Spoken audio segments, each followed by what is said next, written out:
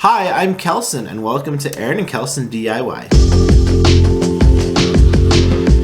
Today, I'm going to show you how to move a light and add recessed lighting to your grey room. Also, sorry for all those that follow us that we didn't get a video up last week. It's been kind of a hectic week. I don't really know. I don't really know what happened during the week. We just didn't. I guess. Yeah, that's about it. So anyways, enjoy the video. First thing you're going to need to do is find your electrical panel and turn off the breaker. Next, this is all the material. You need to make sure that when you get cutting cans that they're IC rated, which just means they can touch insulation. Now you're going to have to take down your entry light. So this light just has a little lock ring that keeps the canopy up, and then you pull down the wires and you see what you got there. So there should be a black, a white, and a ground. So you just unhook these wires from the wire nut, as you can see I'm doing there. And then as you're doing that, you can take the bracket, it should just be held in by screws. You should be able to pull that down and make sure to put a wire nut on the black wire, as this is the hot wire. Each cutting can comes with a little template to help you cut out the drywall. Right now I'm trying to figure out what side of the box the truss is on. The truss is just the wood that the box is nailed to. So I find what side it is, and then I put my template right on the edge of that so that I can get it to as close as the hole as possible so I don't have to patch. Now with my house, the house is built in the 70s, so the boxes are metal and they're nailed on pretty tight. So right now I'm just trying to pry it off. Sometimes they're easy, sometimes they're not. As you can see here, I'm using a screwdriver just to get into the drywall where the truss and the metal box bracket is, and I'm just anchoring it to take the nails out of that box. And right here I've decided to cut the circle out so that I have a little bit more room to work with. You see I'm still just trying to get that bracket to move, or the box to move. So like I said, they're just in by nails. Even though the newer boxes will be a little bit easier, they can be fiberglass or plastic. And you also don't need to take the box out. It's perfectly fine to just push it into the attic. Now I'm going to start measuring where my other can's going to go. So as soon as I know where it's going to go, I'm going to take that template again and I'm going to just trace that out. One thing you want to do is you want to make sure that you don't cut into any trusses. This will make it a little bit hard to get the cutting cans in. Just because I've already put the other can in and it's the same measurement, I know where the truss is at. So I'm just going to take my keyhole saw and just cut the circle out.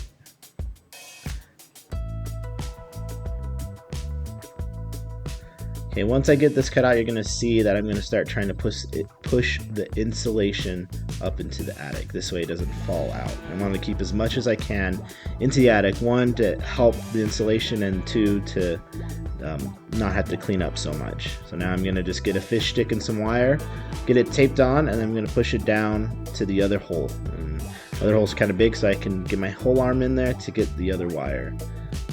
So this is what a cutting can looks like for the junction box. So you have this little tab that you pop up that you can push the wire through, and then there's these wires that you got to pull out. Generally they come with stuff to connect them on, but I'm just going to put some ports on. These are really nice because it just helps make the connection between the wires in the junction box and the wire that I just ran. So you just push those in. So now there are two different ways to cut off the white layer of this wire. One I like to use is my strippers, my wire strippers. I like to just kind of lightly crimp that layer so I can pull that off.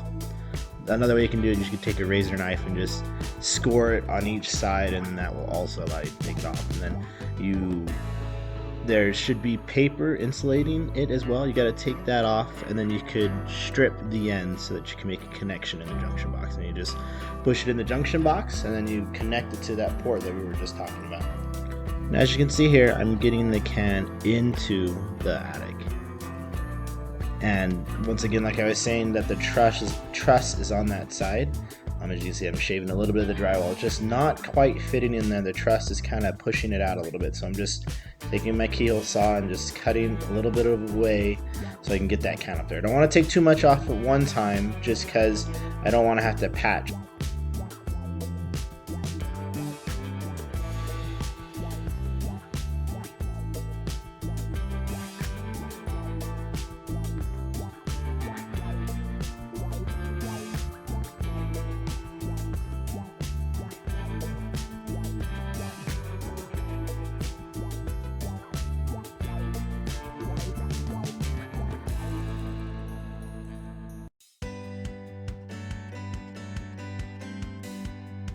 Anyways, you have a little socket you put the light to, and then there's little springs that can hook onto some small little arms in the can housing.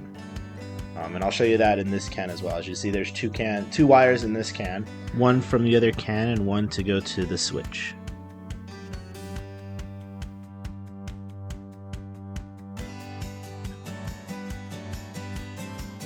Pushing the two wires into the junction of the can itself, and then I have ports on there as well. So I'm just making connection between the ground or the bare copper, the white wire, and the black. So you want to go in that order too. You want to go ground, white, and black. This way that if it is live, not that you should be working on it live because we turn the breaker off, but if it is, if you put the black on first, it will actually make all that metal hot. And you don't want to get shocked because it's not as fun as it sounds. So now I got it connected. I'm going to push it back up there, and then I will show you what happens. Alright, I don't know when this stopped recording. So I wanted to show you what I did exactly. So you see these little arms. That one. And where's the other one? That one. So those arms are normally pushed down. And so all you do is you just push it in, and then I like to take a screwdriver and pop it. That's the easiest way to get them in. It should fit. So these cans aren't exactly the best cans, so I get what I pay for, which sucks because now I got to do some patching.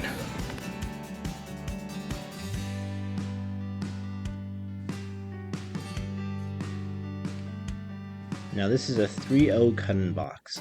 So it has a metal bracket that when it's tightened down, it pinches the drywall with the box. That's how it stays up there. So now I'm just tracing out a circle with the compass to get to cut the hole.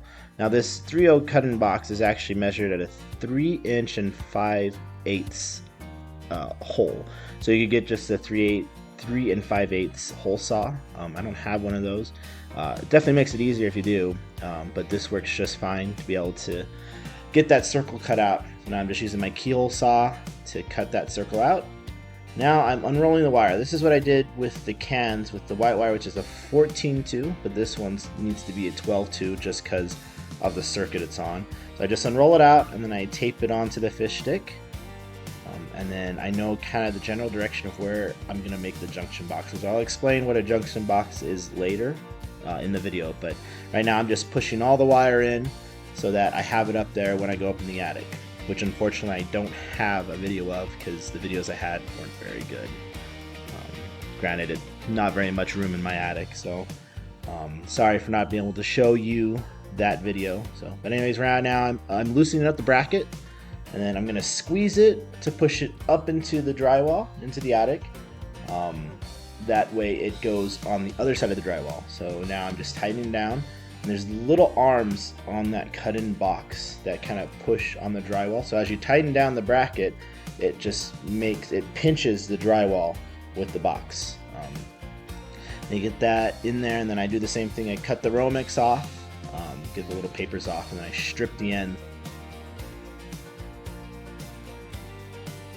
Okay, now I'm going to show you what a junction box is exactly. So I kind of mentioned it, so this is me drawing it. So these are cans that I'm putting in. That's a symbol for a can on an actual blueprint. So anyways, I'm just putting the cans, I'm showing where the switch is. That's the switch that it's on, and just those are wires that are connecting the cans. And I'm also going to put on here the other cans that I'm adding. So the two that I added, there's one there and one right here. And I'm also going to put the entry light in so I can show you where I put that junction box and the switch that it's on right there. So, connection there. So essentially what a junction box is, it allows me to connect the wires together. So this wire comes down to this can, and then the two wires come to this. On that can, one of those wires comes to this box. So it's a junction box. And so essentially I cut one of these wires, and then I'm going to take each of those wires and put it into the box. And so as soon as I do that, I connect all those wires together. So I do all the grounds together, all the whites together, and all the blacks. This way that essentially I just added these two cans to that circuit itself. That's all that a junction box is. I will show you exactly what it looks like on the table, since in the attic I didn't quite get a good shot of me doing this. Just like I said before, it's kind of a small attic and I just hunched over and just couldn't get a good shot. But anyways, for the entry light, I'm doing the same thing. I'm taking the wire that comes from the switch to the box, and I'm just pulling the wire into that box. I didn't feel like fishing the wire down to the switch itself. Okay, so here I'm showing what you need for a junction box. You need a box itself. This is called a 2-gang, and it just has 2 spaces. You can do a single gang. I like doing 2 gangs because it's more space for me to work with, especially in an attic that could be small. Then you have 4 ports, which we talked about, and then some wire. So I just use my wire strippers, and I push those holes in. And then, like I said, I crimp down the Romex and then pull it off. And then you can see there's a little piece of paper that I've been pulling off. So you pull that off, and you separate them. Like I said, this is a 14-2, so it has two copper wires and then a bare wire as well. So I'm doing the same thing with the other wire. Take the paper off. So now you also want to be careful if you do it my way to crimp it, you could possibly cut the wire, and then that's not going to be a good thing to do. So anyways, now I'm just stripping the ends with my wire strippers so that I can push those into the port. So I'm just pulling those out, both sides. This is easier to do before you put it in the box, just because when you put it in the box, sometimes you don't have enough space to get your wire strippers into the hole itself. So now I'm showing where I'm putting them in the box. And this is exactly the same box I actually put up in the attic. Well, not the same box, just same style. So I push it in, and now you can see that the wires are coming out. So like I said, I'll take the wires, and then I will take a 4-port and just push them into the 4-port. So essentially what a 4-port has is it just has these 2 metal pieces that are pushing on each other, and so as you push the wire in, it gets crimped between those 2 metal pieces, and so that's how it makes a connection between all 4 of those. This has 4 holes, that's why it's called a 4-port. They do make a couple of different ones. I like using these more than wire nuts just because they're easier to deal with. But anyways, so I get those wires connected and I push them in the box, and then I have what we call a 2-gang blank, just pretty much a blank plate that goes on top of it. So that's what I did in the attic to connect all these cans together, and then the entry light as well.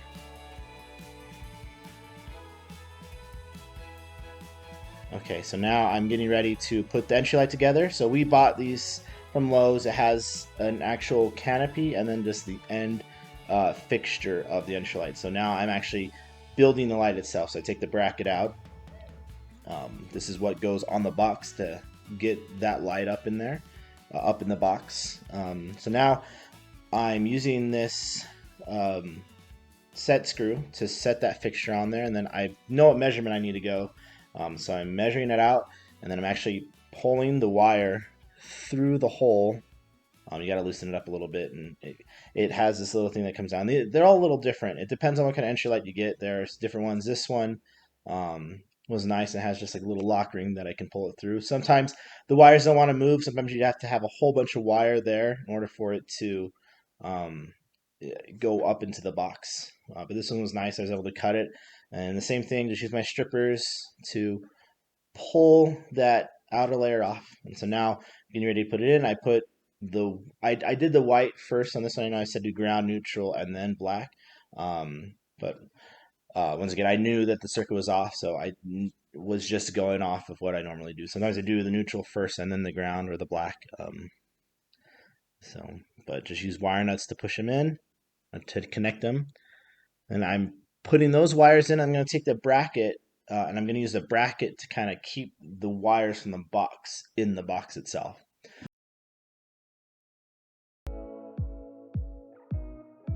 Bundle all up in there, and then use the screws to attach the canopy to the bracket.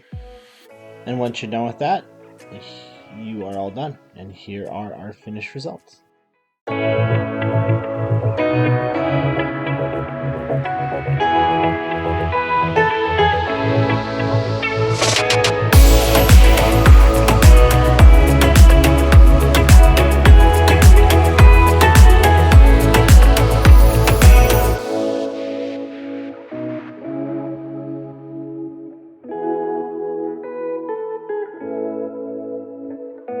Thank you for watching this video. If you have any questions about any electrical work, leave a comment below. Subscribe to us and follow us on all our social media. We have TikTok, Instagram. Anyways, thank you and see you in the next video. Bye-bye!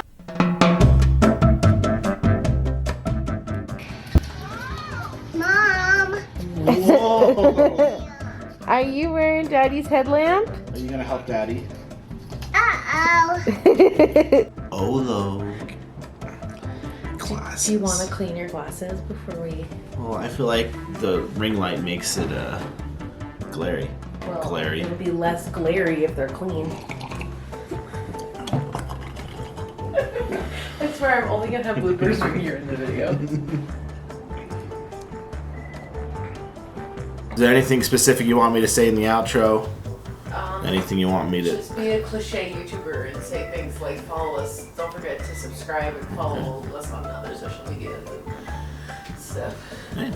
Also follow us on all the social media, Twitter. No, we don't have a Twitter. Twitter. I don't even think Twitter. I don't know. I've never had a Twitter. I was thinking TikTok because for some reason it came out Twitter. Anyways, bye-bye. Bye.